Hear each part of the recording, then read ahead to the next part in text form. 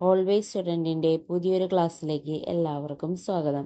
ഇന്നത്തെ ക്ലാസ്സിൽ നമ്മൾ കഴിഞ്ഞ ദിവസം നടന്ന കൊല്ലം, കണ്ണൂർ ജില്ലകളിലേക്കുള്ള LDC പരീക്ഷയുടെ പ്രൊവിഷണൽ ആൻസർ കീയുടെ വിശദമായ അനാലിസിസ് ആണ് നോക്കാനായിട്ട് പോകുന്നത്. അപ്പോൾ ഒരു 3-4 ഭാഗമായിട്ടായിരിക്കും നമ്മൾ ഈ ഒരു ക്വസ്റ്റ്യൻ പേപ്പർ ഫുള്ള് ഡിസ്കസ് ചെയ്യുക. അടുത്ത് വരുന്ന LDC പരീക്ഷകൾക്കെല്ലാം ഈ ഒരു അനാലിസിസ് നിങ്ങളെ ഹെൽപ്പ് ചെയ്യും എങ്ങനെ പഠിക്കണം എന്നുള്ളത്. അപ്പോൾ നമുക്ക് ക്വസ്റ്റ്യൻ പേപ്പറിൽ ഓരോ ക്വസ്റ്റ്യൻസ് ആയിട്ട് നോക്കാം. ആദ്യത്തെ ക്വസ്റ്റ്യൻ വരുന്നത്, ഗാസയിൽ നടക്കുന്ന യുദ്ധത്തിൽ ജനരോഷം വർദ്ധിച്ചതിനാൽ ഇസ്രായേൽ പാസ്പോർട്ടുമായുള്ള സന്ദർശകരുടെ പ്രവേശനം നിരോധിച്ച രാജ്യമേത്? ആൻസർ ഓപ്ഷൻ ബി ആണ് മാലി ദ്വീപ്.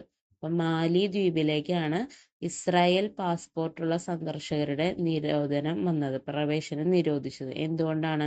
ഗാസയിൽ നടക്കുന്ന യുദ്ധത്തിലുള്ള ജനരോക്ഷം കാരണമാണ് ഈ ഒരു നിരോധനം വന്നത്. പിന്നെ ഈ അടുത്ത് നടന്ന ഈ ഗാസ യുദ്ധവുമായി ബന്ധപ്പെട്ട് നടന്ന ഒരു കറണ്ട് അഫെയർ പറയുകയാണെന്നുണ്ടെങ്കിൽ, ഈ ഗാസയിലുള്ള ഒരു ഗ്രൂപ്പാണ് ഹമാസ് എന്ന് പറയുന്നത്.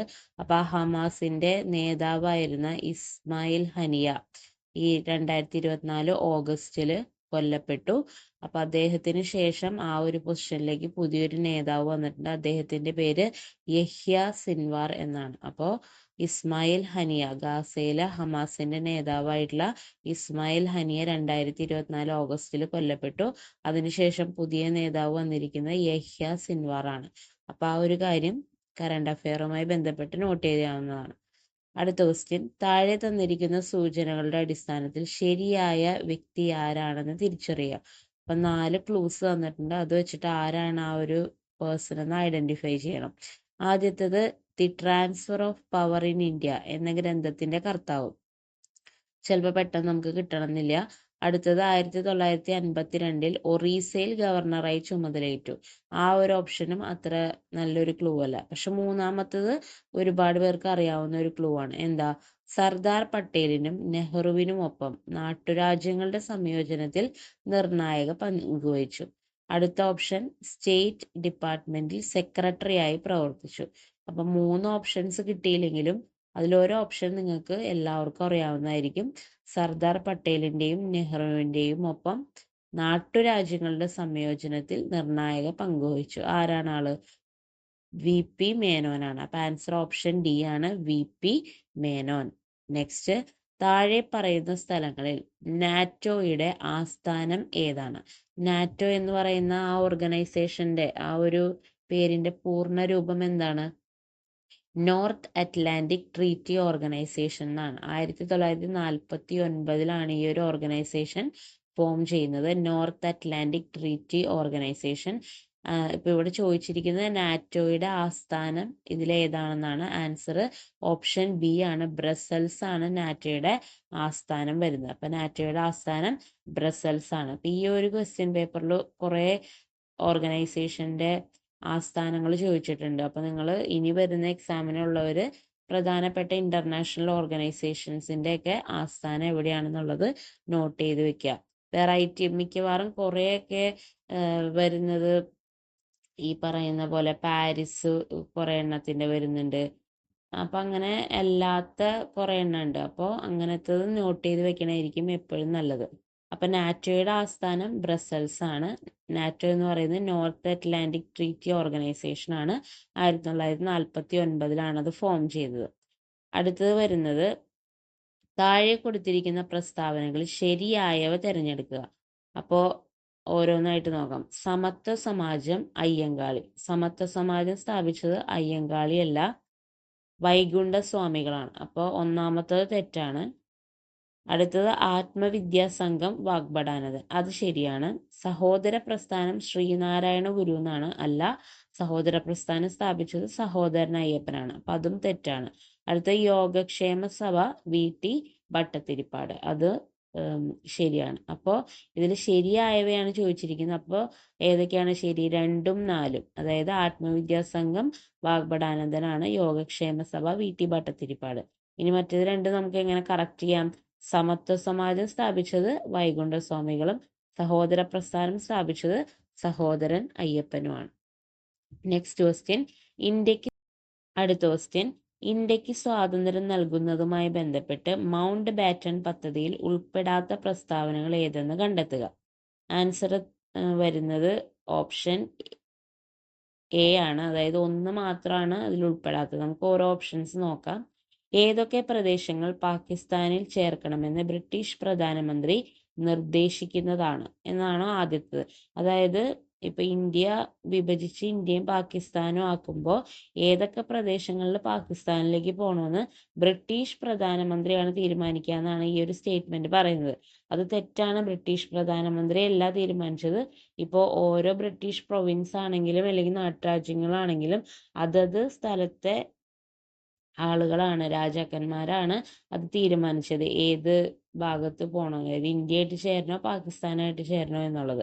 പിന്നെ കുറേയൊക്കെ മെജോറിറ്റിയുടെ അടിസ്ഥാനത്തിൽ ഏത് മുസ്ലിം മെജോറിറ്റി ആണോ ഹിന്ദു മെജോറിറ്റിയുടെ അടിസ്ഥാനത്തിലൊക്കെ പോയിട്ടുണ്ട് കുറേ സ്ഥലങ്ങൾ. അപ്പോൾ അത് തീരുമാനിച്ചത് ബ്രിട്ടീഷ് പ്രധാനമന്ത്രി ആണെന്നാണ് സ്റ്റേറ്റ്മെന്റ്. അത് തെറ്റാണ്. പിന്നെ അടുത്ത സ്റ്റേറ്റ്മെന്റ്, ബംഗാളിലെയും പഞ്ചാബിലെയും ഹിന്ദു മുസ്ലിം സംസ്ഥാനങ്ങളുടെ അതിർത്തി നിർണ്ണയിക്കുന്നതിന് ഒരു അതിർത്തി നിർണയ കമ്മീഷനെ നിയമിക്കുന്നതാണ്. അത് ശരിയാണ്. അതായത് ഏറ്റവും കൂടുതൽ ഹിന്ദു മുസ്ലിം ആളുകളുടെ പോപ്പുലേഷൻ ഉണ്ടായിരുന്നത് ഈ പഞ്ചാബിലും അതുപോലെ തന്നെ ബംഗാളിലുമായിരുന്നു. അപ്പൊ അതിൽ ഏതൊക്കെ പോർഷൻസ് ഹിന്ദുസിന് വേണ്ടി കൊടുക്കണം അല്ലെങ്കിൽ ഏതൊക്കെ പോർഷൻസ് മുസ്ലിംസിന് വേണ്ടി കൊടുക്കണം എന്നുള്ളൊരു കാര്യം തീരുമാനിക്കാനായിട്ട് ഒരു അതിർത്തി നിർണയ കമ്മീഷൻ നിയമിക്കുമെന്ന് മൗണ്ട് ബാറ്റൺ പ്ലാനിൽ പറഞ്ഞിട്ടുണ്ടായിരുന്നു. പഞ്ചാബും ബംഗാളും 2ആയി വിഭജിക്കുന്നതാണ്. അതും ശരിയാണ്. മുസ്ലിങ്ങൾക്ക് ഭൂരിപക്ഷമുള്ള പ്രദേശത്ത് അവർ ആഗ്രഹിക്കുകയാണെങ്കിൽ ഒരു പ്രത്യേക രാജ്യം അനുവദിക്കുന്നതാണ്. അതും ശരിയാണ്. അപ്പൊ ഇതില് തെറ്റായത് ഏത് അല്ലെങ്കിൽ ഉൾപ്പെടാത്തത് ഏതെന്നായിരുന്നു ചോദിക്കുന്നത്. അപ്പൊ ആൻസർ വരുന്നത് ഓപ്ഷൻ എ, അതായത് 1 മാത്രം എന്നുള്ളതാണ് ഇതിൽ ഉൾപ്പെടാത്തത്.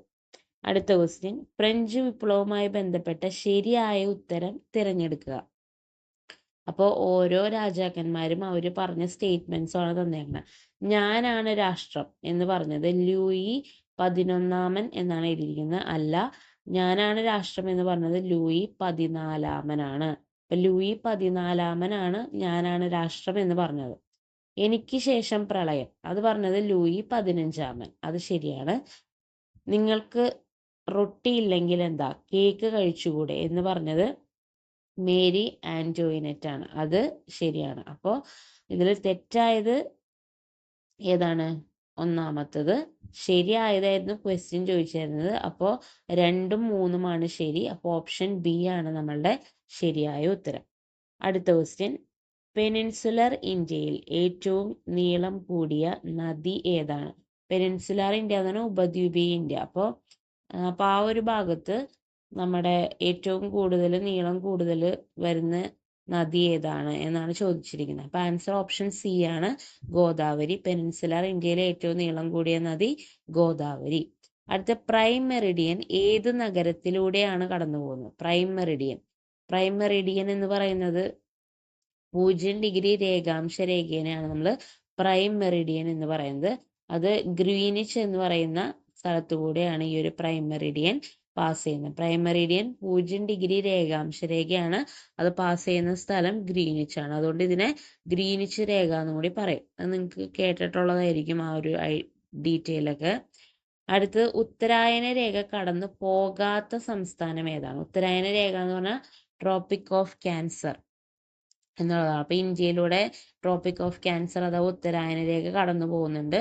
അപ്പോൾ കടന്നു പോകാത്ത സംസ്ഥാനം ഏത് എന്നുള്ളതാണ് ചോദിക്കുന്നത്. ആൻസർ ഓപ്ഷൻ ബി ആണ്, ഒഡീഷയിലൂടെ ഉത്തരായന രേഖ കടന്നു പോകുന്നില്ല. രാജസ്ഥാൻ, ഗുജറാത്ത്, ത്രിപുര ഇതിലൂടെ കടന്നു പോകുന്നുണ്ട്.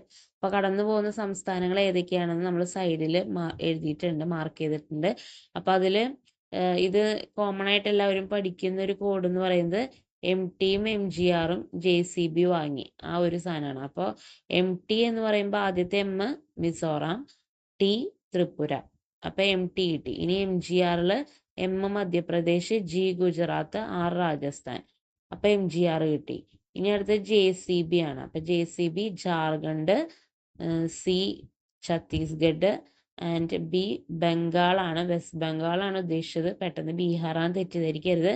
അപ്പൊ ആ ഒരു ലൈനിലുള്ള സംസ്ഥാനങ്ങൾ ആലോചിച്ചാലും മതി. അപ്പോൾ ജാർഖണ്ഡ്, ഛത്തീസ്ഗഡ്, വെസ്റ്റ് ബംഗാൾ. അപ്പോൾ അതാണ് JCBയുടെ ഫുൾ ഫോമിൽ എടുക്കാവുന്ന നമുക്ക് സംസ്ഥാനങ്ങൾ.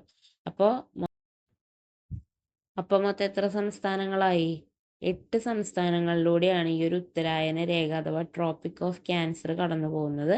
മിസോറാം, ത്രിപുര, മധ്യപ്രദേശ്, ഗുജറാത്ത്, രാജസ്ഥാൻ, ജാർഖണ്ഡ്, ഛത്തീസ്ഗഡ്, വെസ്റ്റ് ബംഗാൾ. ഈ ഒരു ഇത്രയും സംസ്ഥാനങ്ങളിലൂടെ ഉത്തരായന രേഖ കടന്നു പോകുന്നു. ഒഡീഷയിലൂടെ പോകുന്നില്ല. അടുത്ത ക്വസ്റ്റ്യൻ, എൽനിനോ എന്നറിയപ്പെടുന്ന പ്രതിഭാസം ലോകത്തിന്റെ ഏത് പ്രദേശത്തെയാണ് ഏറ്റവും അധികം ബാധിക്കുന്നത്? ആൻസർ ഓപ്ഷൻ സി ആണ്, തെക്കേ അമേരിക്ക. തെക്കേ അമേരിക്കയിലാണ് ഏറ്റവും കൂടുതൽ എൽനിനോ എന്ന് പറയുന്ന പ്രതിഭാസം ബാധിക്കാൻ പോകുന്നത്. ഇതൊക്കെ കറണ്ട് അഫെയറിൽ വരുന്ന ക്വസ്റ്റ്യൻസ് ആണ്. അടുത്തത്, വേനൽക്കാലത്ത് വടക്കൻ സമതലങ്ങളിൽ വീശുന്ന കാറ്റിന്റെ പേര് എന്താണ്? ആൻസർ ഓപ്ഷൻ ബി ആണ്, ലൂ. അപ്പൊ ലൂ ആണ് വേനൽക്കാലത്ത് വടക്കൻ സമതലങ്ങളിൽ വീശുന്ന കാറ്റ്. അടുത്തത്, കേരളത്തിലെ ആദ്യത്തെ റോഡ് ടണൽ ഏത് ജില്ലയിലാണ്? ആൻസർ ഓപ്ഷൻ എ ആണ്, തൃശ്ശൂര്. തൃശ്ശൂർ ജില്ലയിലാണ് കേരളത്തിലെ ആദ്യത്തെ റോഡ് ടണൽ നിലവിൽ വന്നിരിക്കുന്നത്. അടുത്തത്, 1991 ബാലൻസ് ഓഫ് പേയ്മെന്റ് പ്രതിസന്ധി മറികടക്കാൻ ഗവൺമെന്റ് രൂപീകരിച്ച അടിയന്തര നടപടി ഏതാണ്? നമുക്ക് ഓരോ ഓപ്ഷൻസ് ആയിട്ട് നോക്കാം. വിദേശ കറൻസികൾക്കെതിരെയുള്ള രൂപയുടെ മൂല്യവർദ്ധനവ്. അപ്പൊ രൂപയ്ക്ക് മൂല്യവർദ്ധനവ് ഉണ്ടായി കഴിഞ്ഞിട്ടുണ്ടെങ്കിൽ ആ ഒരു പ്രതിസന്ധി മറികടക്കാൻ പറ്റില്ല. അപ്പൊ അതല്ല. താരിഫ് നിരക്കിൽ വരുത്തിയ വർധനവ്, അതുമല്ല. വിദേശ കറൻസികൾക്കെതിരെയുള്ള രൂപയുടെ മൂല്യച്യുതി, അതായത് വിദേശ കറൻസികൾക്കെതിരെ രൂപയുടെ മൂല്യച്യുതി സംഭവിച്ചു കഴിഞ്ഞിട്ടുണ്ടെങ്കിൽ ബാലൻസ് ഓഫ് പേയ്മെന്റ് പ്രതിസന്ധി മറികടക്കാൻ പറ്റും എന്നുള്ളതായിരുന്നു അപ്പോഴത്തെ ഗവൺമെന്റ് സ്വീകരിച്ച നടപടി. പിന്നെ ഒരു ഓപ്ഷൻ കൂടി ഉണ്ട്, വിദേശ നാണയ വിപണിയിലെ രൂപയുടെ മൂല്യനിർണ്ണയം സർക്കാർ നിയന്ത്രണത്തിൽ നടപ്പിലാക്കുക. അത് നമുക്ക് തീരുമാനിക്കാൻ പറ്റുന്ന കാര്യമല്ല.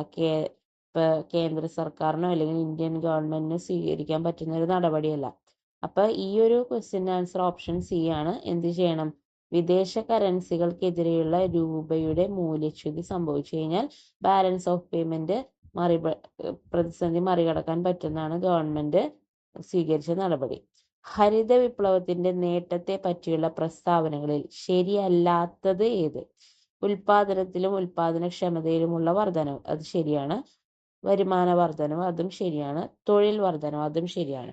അപ്പൊ തെറ്റ് വരുന്ന ഓപ്ഷൻ സി ആണ്. ഗ്രാമീണ അസമത്വം എന്ന് പറയുന്നത് ഹരിത വിപ്ലവത്തിന്റെ നേട്ടത്തിൽ ഉൾപ്പെടാത്തത് എന്നാണ് പറയുന്നത്. നെക്സ്റ്റ്, സാമ്പത്തിക പരിഷ്കരണാന്തര കാലഘട്ടത്തിൽ പുറം കരാർ നൽകൽ അഥവാ ഔട്ട്സോഴ്സിംഗ് രംഗത്ത് ഇന്ത്യ മുൻപന്തിയിൽ എത്താൻ സഹായിച്ച വസ്തുതകൾ ഏവ? അപ്പൊ ഔട്ട്സോഴ്സിംഗിൽ ഇന്ത്യ മുന്നിൽ വരാനുള്ള കാരണം, വൈദഗ്ധ്യമേറിയ മനുഷ്യ വിഭവങ്ങൾ, അതായത് എല്ലാ മനുഷ്യർക്കും കൂടുതലായിട്ടുള്ള സ്കില്ലുകൾ ഉണ്ടായിരുന്നു, അതൊരു കാര്യമാണ്. കുറഞ്ഞ വേതന നിരക്ക്, ഇന്ത്യയിൽ നിന്നുള്ള ആളുകൾക്ക് കുറഞ്ഞ ശമ്പളത്തിൽ അവരെ ജോലി ചെയ്യിപ്പിക്കാൻ പറ്റും, അതും ശരിയാണ്.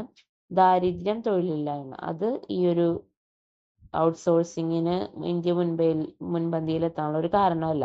അപ്പൊ ആൻസർ വരുന്നത് ഓപ്ഷൻ സി ആണ്, 1, 2. അതായത് വൈദഗ്ധ്യമേറിയ മനുഷ്യ വിഭവങ്ങളും കുറഞ്ഞ വേതന നിരക്കുമാണ് ഔട്ട്സോഴ്സിംഗ് രംഗത്ത് ഇന്ത്യ മുമ്പിലെത്താനുള്ള പ്രധാന കാരണങ്ങൾ. അടുത്ത ക്വസ്റ്റ്യൻ, ഇന്ത്യൻ കാർഷിക രംഗത്തെ കുറിച്ചുള്ള പ്രസ്താവനകളിൽ ശരിയല്ലാത്തത് ഏത്? സാമ്പത്തിക വികസനത്തിന്റെ അടിത്തറ, അത് ശരിയാണ്. ദേശീയ വരുമാനത്തിന്റെ പ്രധാന പങ്ക് സാമ്പത്തിക രംഗമാണെന്നാണ് പറയുന്നത്. അല്ല, ദേശീയ വരുമാനത്തിന്റെ പ്രധാന പങ്ക് സേവന മേഖല അഥവാ സർവീസ് സെക്ടർ ആണ്. വ്യാവസായിക വൽക്കരണത്തിന്റെ അടിത്തറ, അതായത് വ്യവസായങ്ങൾ ഉണ്ടാവാൻ കാരണം കാർഷിക മേഖലയാണ്. അതായത് കാർഷിക മേഖലയിൽ നിന്ന് വരുന്ന ഔട്ട്പുട്ടുകളാണ് നമ്മുടെ വ്യവസായ മേഖലയുടെ ഇൻപുട്ടുകളായിട്ട് യൂസ് ചെയ്യുന്നത്. അപ്പൊ അതിന്റെ വ്യാവസായികവൽക്കരണത്തിന്റെ അടിത്തറ കാർഷിക മേഖലയാണെന്ന് പറയാം. പ്രച്ഛന്ന തൊഴിലില്ലായ്മയുടെ മൂലകാരണം കാർഷിക രംഗമാണ്, അതും ശരിയാണ്. അപ്പൊ ആൻസർ ഓപ്ഷൻ ബി ആണ്. ദേശീയ വരുമാനത്തിന്റെ പ്രധാന പങ്ക് കാർഷിക രംഗമാണ് എന്ന് പറയുന്ന പ്രസ്താവന തെറ്റാണ്. ദേശീയ വരുമാനത്തിന്റെ പ്രധാന പങ്ക് സേവന മേഖലയാണ് വഹിക്കുന്നത്. അടുത്ത ക്വസ്റ്റ്യൻ, ഇന്ത്യ ഗവൺമെന്റ് വിഭാവനം ചെയ്ത സ്വയം പദ്ധതിയുടെ സവിശേഷത എന്താണ്? അപ്പൊ ഈ സ്വയം എന്ന് പറയുന്ന ആ ഒരു വേർഡിന്റെ ഫുൾ ഫോം കിട്ടിക്കഴിഞ്ഞാൽ നിങ്ങൾക്ക് ഈ ഒരു പദ്ധതി എന്തിനാണെന്നുള്ളത് മനസ്സിലാവും. സ്വയം എന്ന് പറയുന്നത് study webs of active learning four young aspiring minds. Study webs of active learning four young aspiring minds. അതാണ് സ്വയം എന്ന് പറയുന്ന ആ ഒരു വേർഡിന്റെ ഫുൾ ഫോം. അപ്പൊ അതില് എന്തായാലും ലേണിങ്ങിനെ കുറിച്ചിട്ടല്ലേ പറയണത്.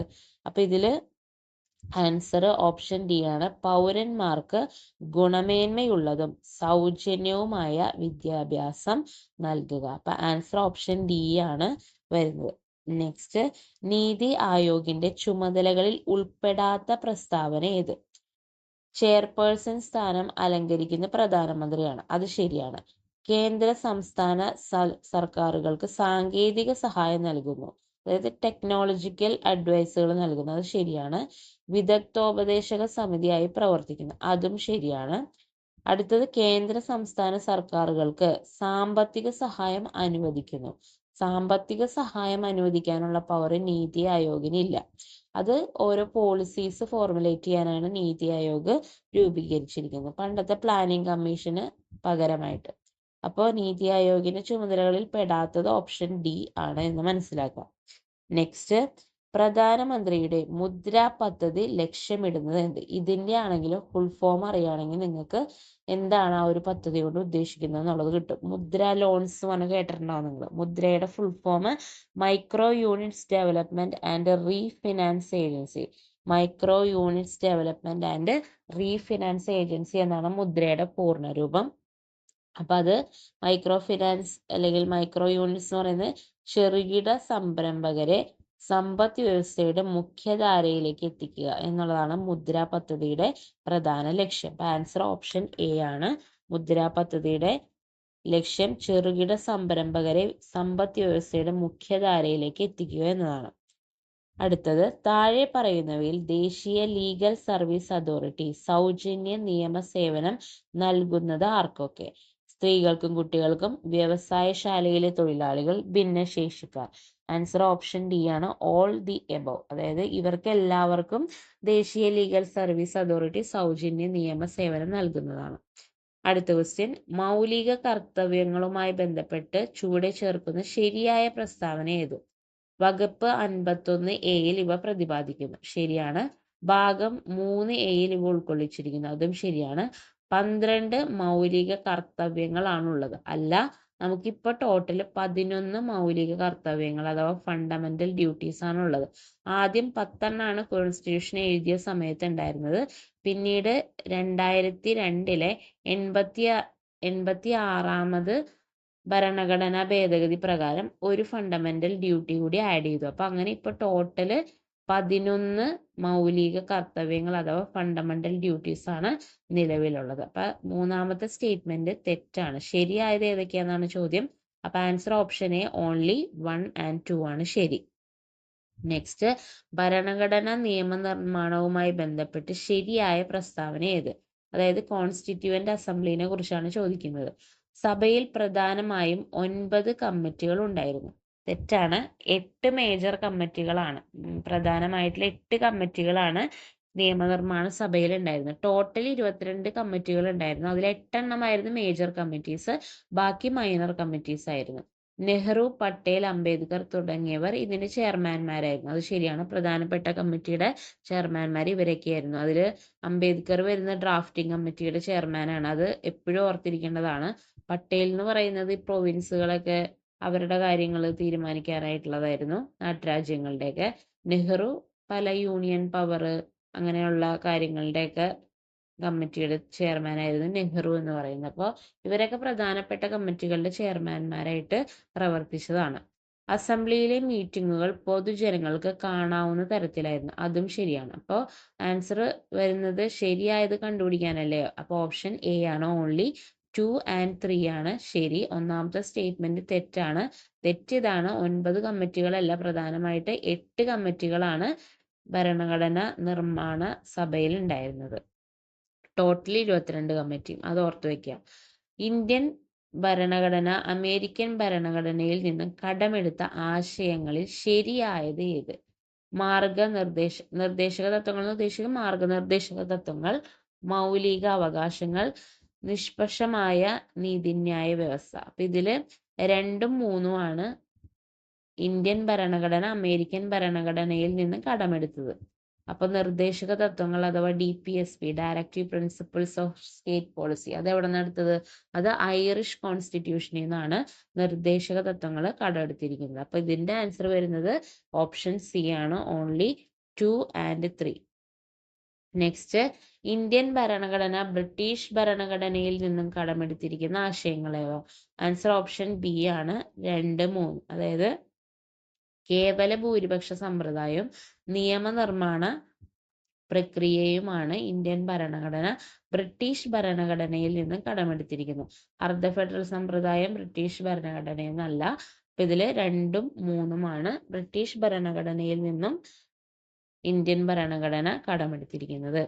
അടുത്ത ക്വസ്റ്റ്യൻ, ഭരണഘടനയിലെ 19ാം വകുപ്പ് പ്രകാരം ശരിയായ പ്രസ്താവന ഏത്? അതായത് കോൺസ്റ്റിറ്റ്യൂഷന്റെ 19ാം വകുപ്പില് പ്രധാനമായിട്ടും അവിടുത്തെ പൗരന്മാർക്ക് കൊടുക്കുന്ന 6 ഫ്രീഡംസ് ആണ് പറയുന്നത്. 6 മേജർ ഫ്രീഡംസ് ആണ് പറയുന്നത്. അപ്പൊ അതില് സഞ്ചാര സ്വാതന്ത്ര്യം വരുന്നുണ്ട്, സംഘടനാ രൂപീകരണത്തിനുള്ള സ്വാതന്ത്ര്യം വരുന്നുണ്ട്. അപ്പൊ 2ഉം 3ഉം ആണ് ഇപ്പൊ ഈ തന്നിരിക്കുന്ന ഓപ്ഷനിൽ ശരി. വിദ്യാഭ്യാസത്തിനുള്ള സ്വാതന്ത്ര്യം അതിൽ വരുന്നതല്ല. പക്ഷെ ഇഷ്ടമുള്ള ജോലി ചെയ്യാനായിട്ടുള്ള ഒരു സ്വാതന്ത്ര്യം ഉണ്ട്, അത് പക്ഷെ വിദ്യാഭ്യാസത്തിന്റെ ഇതിൽ വരുന്നതല്ലല്ലോ. അപ്പൊ 2ഉം 2 എന്നുള്ളത് 19ാം വകുപ്പിൽ പെടാത്തത്, 1ഉം 3ഉം ആണ് 19ാം വകുപ്പ് പ്രകാരം ശരിയായ പ്രസ്താവന. അപ്പൊ ആൻസർ ഓപ്ഷൻ ബി ആണ്. അപ്പൊ നമുക്ക് ജസ്റ്റ് 19ാം വകുപ്പ് എങ്ങനെയാണ് വരുന്നതെന്ന് നോക്കാം. Article 19 of Indian constitution mentions 6 freedoms that are available to the citizens of India. Article 19 പ്രധാനമായിട്ടും അവിടുത്തെ പൗരന്മാർക്കുള്ള 6 ഫ്രീഡംസിനെ കുറിച്ചിട്ടാണ് പറയുന്നത്. ആദ്യത്തെ freedom of speech and expression, അതായത് ഒരാൾക്ക് അവരവരുടേതായിട്ടുള്ള കാഴ്ചപ്പാട് പുറത്തോട്ട് പറയാനുള്ള അവകാശം. Freedom to assemble peacefully and without arms, അതായത് വേറെ പ്രശ്നങ്ങളൊന്നും ഇല്ലാണ്ട് സമാധാനപരമായിട്ട് കൂടിച്ചേരുന്നതിനുള്ള സ്വാതന്ത്ര്യം. Freedom to form associations and union, അതായത് സംഘടന രൂപീകരണത്തിനുള്ള സ്വാതന്ത്ര്യം. Freedom to move freely throughout the territory of India, ഇന്ത്യയിൽ എവിടെ വേണമെങ്കിലും സ്വതന്ത്രമായിട്ട് സഞ്ചരിക്കാനുള്ള സ്വാതന്ത്ര്യം. Freedom to reside and settle in any part of India, ഇന്ത്യയിലെ ഏത് ഭാഗത്ത് വേണമെങ്കിലും താമസിക്കാനായിട്ടുള്ള സ്വാതന്ത്ര്യം. Freedom to practise any profession to carry on any occupation, trade or business, അതായത് നിങ്ങൾക്ക് ഇഷ്ടപ്പെട്ട ഏത് പ്രൊഫഷനും അല്ലെങ്കിൽ എന്തൊരു തൊഴിലും അല്ലെങ്കിൽ എന്തൊരു ബിസിനസ്സും നിങ്ങൾക്ക് കൊണ്ടുപോകാനുള്ള സ്വാതന്ത്ര്യം. ഇത്രയാണ് ആർട്ടിക്കിൾ 19ന്റെ കീഴിൽ വരുന്ന 6 പ്രധാനപ്പെട്ട ഫ്രീഡംസ് എന്ന് പറയുന്നത്. അപ്പോൾ ഇപ്പൊ കോൺസ്റ്റിറ്റ്യൂഷന്റെ ഭാഗത്ത് നിങ്ങളിപ്പോ ഫണ്ടമെന്റൽ റൈറ്റ്സിനെ കുറിച്ച് ചോദ്യം കണ്ടു, മൗലിക അവകാശം, മൗലിക കടമകള്, പിന്നെ ഏത് രാജ്യത്ത് നിന്നൊക്കെ ഏതൊക്കെ ആശയങ്ങൾ കടമെടുത്തു എന്നുള്ള ഒരു കൈൻഡ് ഓഫ് ചോദ്യങ്ങൾ. അപ്പൊ കോൺസ്റ്റിറ്റ്യൂഷന്റെ ഭാഗത്ത് എപ്പോഴും ചോദിക്കുന്ന ഏരിയാസ് ഇതൊക്കെയാണ്. അപ്പൊ അത് നോട്ട് ചെയ്ത് വെക്കുക, അല്ലെങ്കിൽ ഇനി പഠിക്കാൻ പോകുന്ന ആൾക്കാർ ആ ഒരു മേഖലയ്ക്ക് കുറച്ചും കൂടി സ്ട്രെസ് കൊടുത്ത് അല്ലെങ്കിൽ അത് നല്ല രീതിയിൽ ബൈ ഹാർട്ട് ചെയ്ത് പഠിക്കുക. അപ്പൊ ഇത്രയാണ് നമ്മൾ ഈ ഒരു വീഡിയോയിൽ ചെയ്യണത്. ബാക്കി അടുത്ത പാർട്ടായിട്ട് നമുക്ക് അടുത്ത ക്വസ്റ്റ്യൻസ് നോക്കാം. ഓക്കെ, അപ്പൊ എല്ലാവർക്കും ഈ ഒരു വീഡിയോ ഹെൽപ്ഫുൾ ആയെന്ന് കരുതുന്നു. അടുത്ത വീഡിയോ ആയിട്ട് കാണുന്നവരെ എല്ലാവർക്കും താങ്ക്സ് ഫോർ വാച്ചിങ്.